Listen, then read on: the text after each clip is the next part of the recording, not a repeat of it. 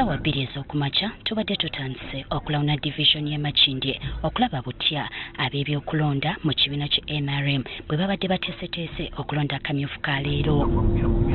Bingi ku bifo ebirondebwamu tusanze tewali kabonero nti okulonda kunaabaawo kyokka essaawa we ziyingiridde ennya zitusanze wabigalo era tusanze abavunaanyizibwa ku by'okulonda mu kibiina ki NRM nga batandise okusibwa obuguwa obwawula ekitundu ekibadde kigenda okukozesebwa. Kyokka bano obadde oyinza okugamba balabise nga abasobeddwa olw'ebikozesebwa okuba nga bibadde tebinnatuuka. Ate Namuwongo zooni E yo tusanze abavunaanyizibwa batandise okusalako enguudo okusobozesa okulonda okugenda mu maaso, eno nayo ebikozesebwa tebituuse mu budde. Twatuuse dda wano e Namuwongo okulonda naye ebintu tebinnatuuka. Tumanyi oba bali ku ki tubitegeera bulungi naye nga weetuli ffe. Nga tulindirira abagenda otulondesa tuli beeteefuteefu okuba nga tulonda akalulu kano ketugendamu eri ababaka abazze abeesimbyewo nga bakandideeti b'ekibiina kya NRM. Kati tusobole nti kujja kubaamu kulwanagana kuyomba, kati tusobole nti kujja kuba kwa mirembe emyereere. Obukulembeze obukadde bubadde bubi nnyo. Balonda ababaka ba Nuubu naye kye batukoze yadde okukomawo gamba nti mwebale. Yadde okukomawo babuuze nti bannange kiki. Naye kati twagala tulonde obukulembeze obupya tulabe kiki ekigenda mu maaso. Eggaba eno nayo tusanze abalonzi batuuse dda mu nnyiriri wabula ng'ebikozesebwa tebinnatuuka. Eno abeesimbyewo batubulidde ensonga zaabwe ez'abayingiza mu lwokaano luno. Naye ffe nga bannamakindye tugezezzaako abaami by the way akaseera akawera naye nga delivery yaabwe egaanye. Mbakoledde koze buli kimu kyonna okuva 2016 badde ku ground nga nkolera abantu.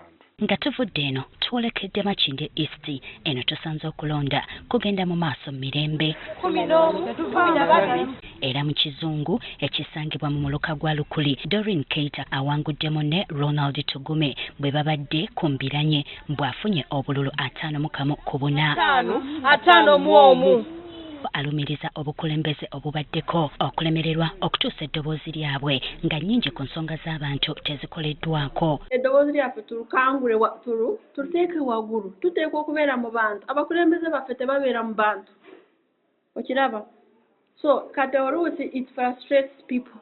Ne ku water pump era okulonda wadde tekujjumbiddwa nnyo abazze balonze mirembe banekya bannaabwe obutalonda bakitaddeko beesimbyewo obutatambuza bulungi njiri yaabwe mu bantu kubamanya. Tulonze omuntu atumanyi, tulonze abantu abatumanyi. Ono n'afuma ye tumuweeredde ddala kubaira gwe tubadde tulira naffe ku mutima nga gwe tukola ki gwe twagala. Tewali muntu yenna n'emesenta naye ate yandibadde afunye akalulu naye teyatuuka mu bantu bageze. Abakuliddemu okulonda eno batubuulidde nti wadde abantu tebakujjumbidde bulungi kubadde kwa mirembe nga tebafunye kusoomozebwa kwonna. Tetusinkanye kusomooza kwonna, Mukama atuyambye, enkuba tetonnye tukamalidde na mu budde. Nga bwe bagamba nti ku mbaga tekubulako musiiwuufu e Kabalagala waliwo ekibinja ky'abavubuka abakazibwako eggaali ababadde bambadde t-shirt za NRM abagudde ku bantu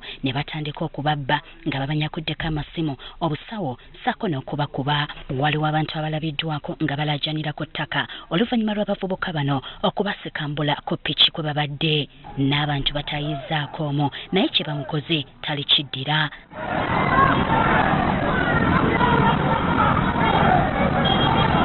Akanyiza kwewozaako nga bw'atabadde kitundu ku bavubuka bano nga buteerere.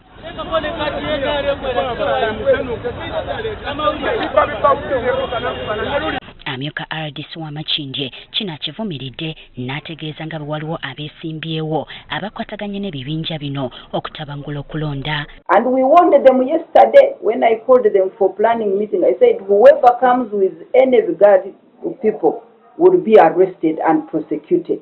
Kyokka agamba okutwalira awamu okulonda kutambudde bulungi mu kitundu kye. It was calm. People turned up. However, it was some polling stations, the numbers were very few. Some villages, the numbers were very many. Kati ekirindiriddwa kwe kuwulira ani awangudde munne okukwatira ekibiina ki NRM bendera mu kalulu ka bonna.